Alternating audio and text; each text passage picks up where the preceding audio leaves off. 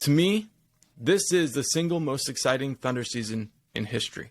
And I understand why some people would be like, oh, what about, the year we played the Lakers and then all those, great Thunder players went out and played for Team USA. Forget about all that. Well, this yes, team is the most exciting Thunder team in Thunder history. Forget about that, but realize the reason that we know that this is the most exciting Thunder team in history is because of those times.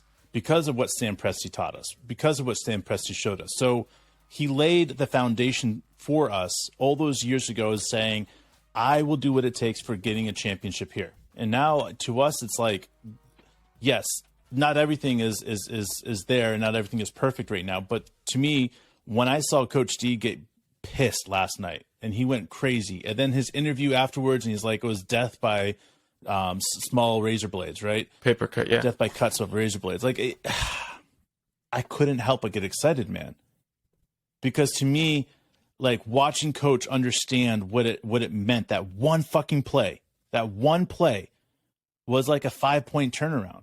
Like how big that was and how much he got fucked over because he knew it was the end of the game on that. And how long did it still have? We still had like 3 or 4 minutes. And that's what I love about Coach D, man, is he gets it such in a passionate way, and then it brings everybody else together. And we can say, you guys can sit out there and say that Coach D this or Coach D that, but just listen.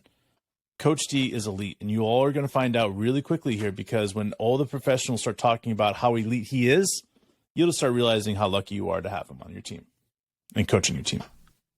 Absolutely. And now we're looking at it like end of the season. I heard Devin Booker say, this is the most important time of the year for basketball, and you want to be playing your best basketball this time of year. Now, I would say that some quarters we're playing our best basketball, but we're just facing teams that are elite in their ability to finish off games, and we're not able to finish them, so they're finishing us. That's, to me, representative of the fact that the last couple of seasons, we weren't playing deep. So these guys are actually getting physically tired, and we're having to figure out a way to muster the energy to complete the season. Once again, we count that as another victory for this team. All this talk of deep and finishing off, man. Crazy, bro. I just say that what's happening with this team, though, like I can't say it enough. Everybody's like jumping to conclusions saying, oh, this team, oh, that's it. We need to, do this, or we need to do this to change things. No, what this team needs to do is learn from the mistakes that are happening. And they're very slight mistakes, guys. Like when you're saying a 5-point difference or a 6-point difference in a game, like that's the difference between 2 possessions.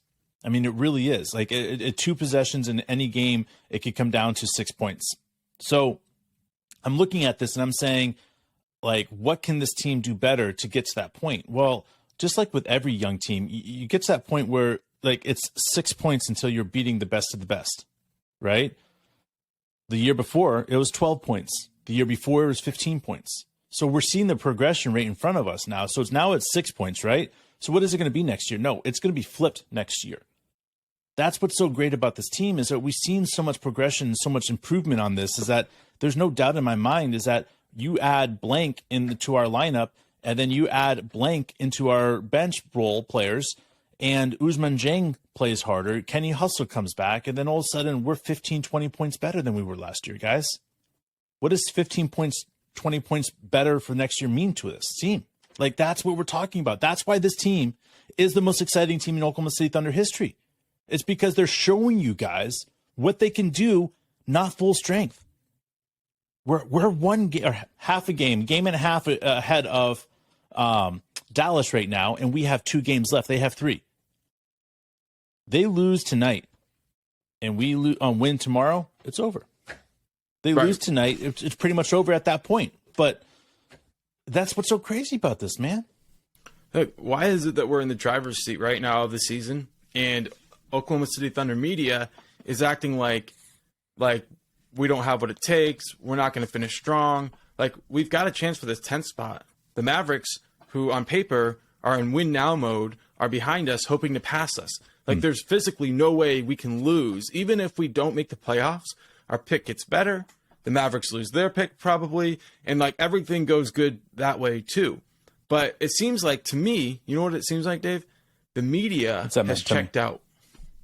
The media has decided. and go ahead.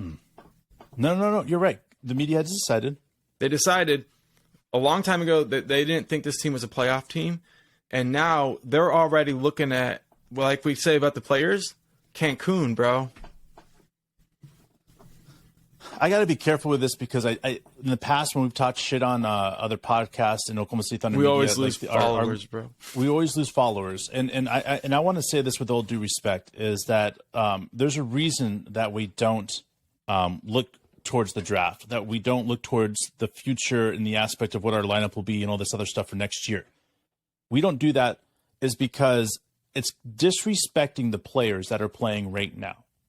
Because what the players are doing out there is all you got to do is watch games and you have enough content to fill your entire whatever. Like Mark and I could watch one game and in one game write enough content to have, 10 podcasts, 15 minutes each. You see what I'm saying, guys? Like we just watch a game and we absorb all this stuff that we know, right? So if you don't know the game and you don't have the knowledge of the game, okay? And Mark's and my knowledge is, I would say, basic at best, okay? Right?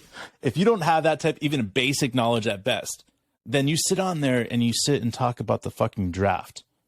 Or you sit and talk about the future of the starting lineups. Or you talk about this or that or filling in the space because you don't understand what's happening on the court. It's like a 10-year-old sitting there watching his brother play pick a game, Madden, and he's like, oh yeah, I could do this. I could beat him. And he doesn't even understand plays, doesn't understand defensive schemes. He's like, I'm going to kick your ass. And then his brother blows him out by 100. Why? Well, his brother understands the fucking game.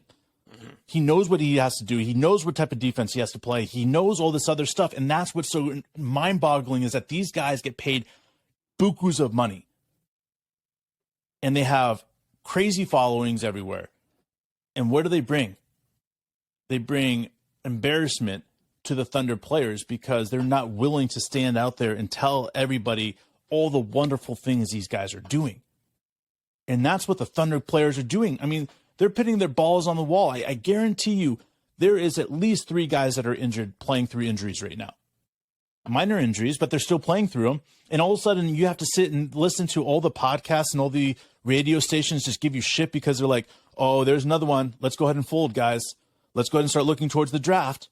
How does that make you feel as a player, man? That would fucking fire me up. I'll be like, fuck you guys. Fuck you. So when Mark and I are sitting here talking and getting upset, we're getting upset because that's what the players are. Mm-hmm. We have people in the locker room. We know what's up. And they're all upset about it because they want people believing in them right now. And everything that's happening right now, everybody's like, oh, look at the draft. If we get a top 10 pick, guys, this is what we could get.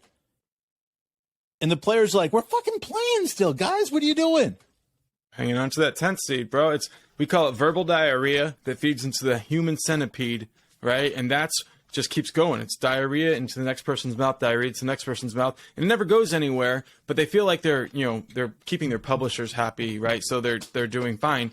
But if the players didn't hear these things, then why are the players' families contacting us and thanking us for saying something different, for focusing on the right things, by talking about what is happening out in the court? Some people can act like, oh, it doesn't matter what we say, we're just the media, but it does matter. And understanding right now, like, I get it. Like, the whole pretense of this pod is that this is the most exciting season ever for the Thunder. And I get the hesitancy. And people can't even pull their heads out of their asses to realize it, bro. That's it, what's so embarrassing. It's it. That's it. Like, the rest of the national media gets it. I want to say this. As a human being, I like other podcasters out there, right? I like Rylan. I like, Andrew Schleck. I like these guys as humans. I like their stories. They talk about their families and all that other stuff. I've enjoyed listening to them for so many years, right? And I connect to them at that human level.